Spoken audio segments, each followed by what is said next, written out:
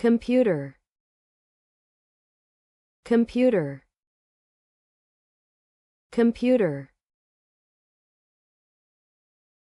Hello. So, you want to learn more about the word computer, right? Well, let me break it down for you.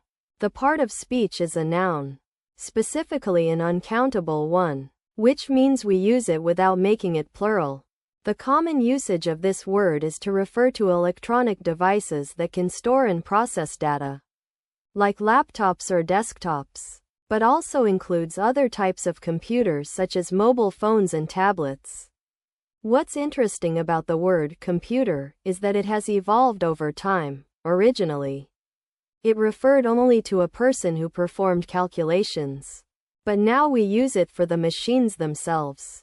And get this, in some countries like Japan, people often say computer with an emphasis on the first syllable, which is the literal translation of computer, while others might say just poka or desukopu. Don't worry about those ones for now.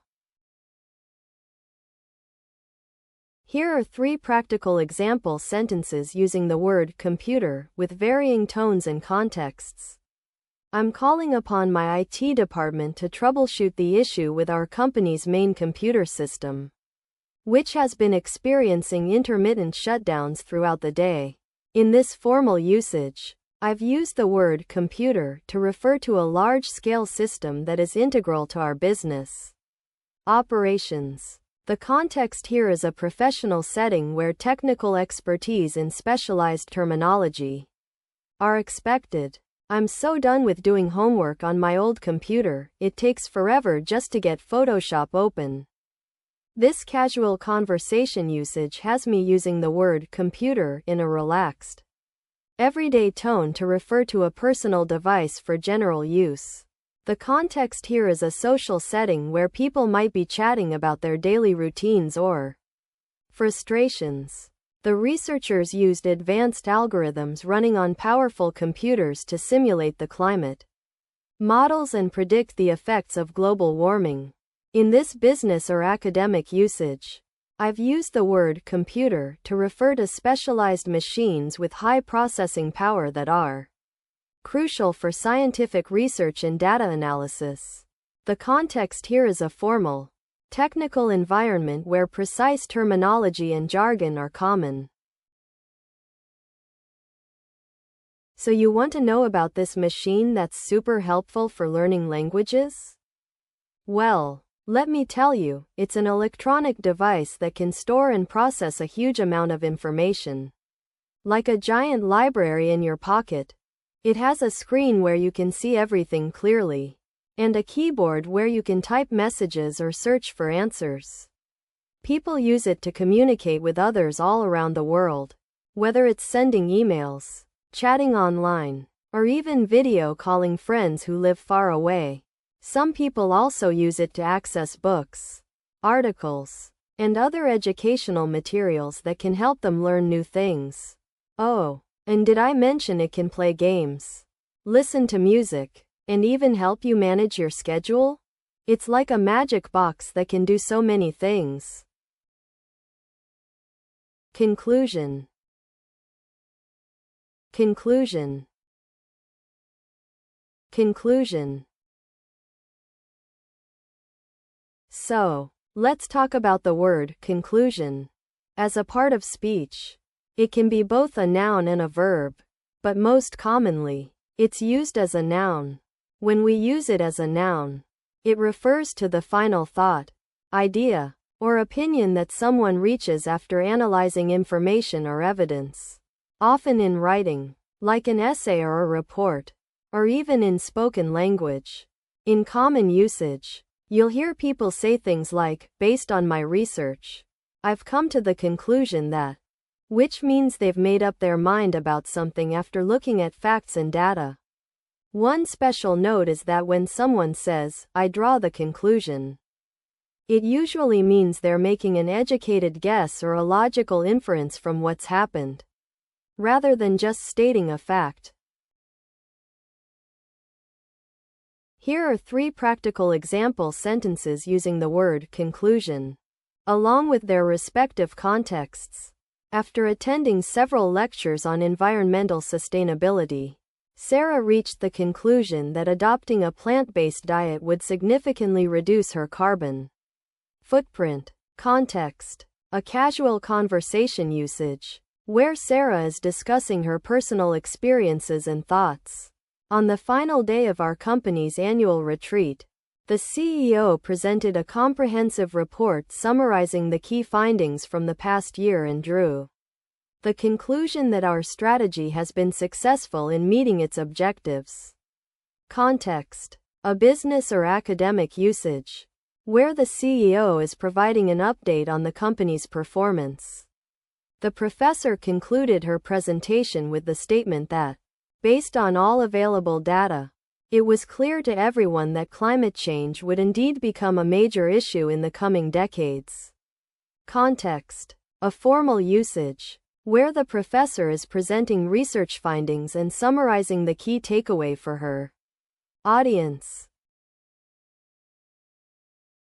So, you're trying to get a better understanding of what conclusion means. Well, think of it like this.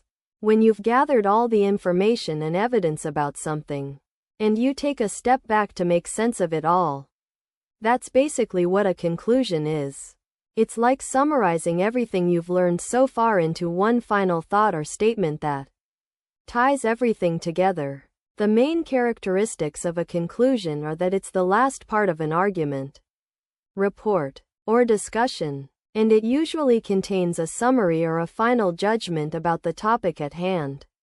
Similar concepts to conclusion include things like summary, final thoughts, or wrap up. When you're writing or presenting something, your conclusion is what you use to leave a lasting impression on your audience, so they remember the most important point or takeaway from what you've shared. Conduct. Conduct. Conduct. So, let's talk about the word conduct. The part of speech for conduct is a verb, but it can also be used as a noun. As a verb, conduct means to lead, guide, or direct someone or something, often in an official or formal way, such as conducting a meeting or a tour. For example, the teacher will conduct the class discussion today. As a noun, conduct refers to a person's behavior or manner of acting, especially when it comes to being honest, reliable, and respectful. For instance, she showed excellent conduct throughout the investigation. In common usage, you'll often hear conduct in phrases like to conduct an experiment or to conduct business. One special note is that the verb form of conduct can be confused with the verb confess, so make sure to use them correctly in context. Let's take a look at 3 practical example sentences using the word conduct in different contexts. In a formal setting, you might say, the professor was praised for her conduct of the conference, ensuring that all participants were engaged and informed throughout the day-long event. Here, conduct refers to the way in which the professor managed or supervised the conference. In a casual conversation, you could use, I got into trouble with my parents because I didn't conduct myself properly during dinner. I talked back and didn't use my manners. Here, conduct means behave or act in a certain way.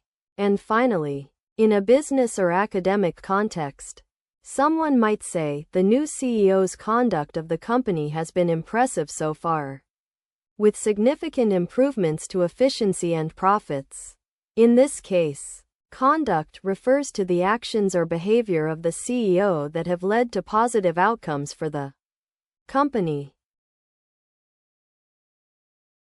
So you want to know what conduct means?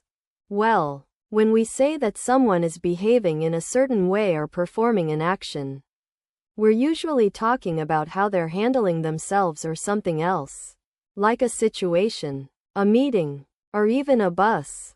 The main characteristics of conduct are that it's about being responsible for your actions and showing respect towards others. Similar concepts to this idea are behavior, manner, and action. When we talk about someone's conduct, we're thinking about how they handle themselves in different situations. Like if they're polite, helpful, or honest. We also use it when talking about rules or guidelines for something. Like a code of conduct, which is like a set of rules that people agree to follow.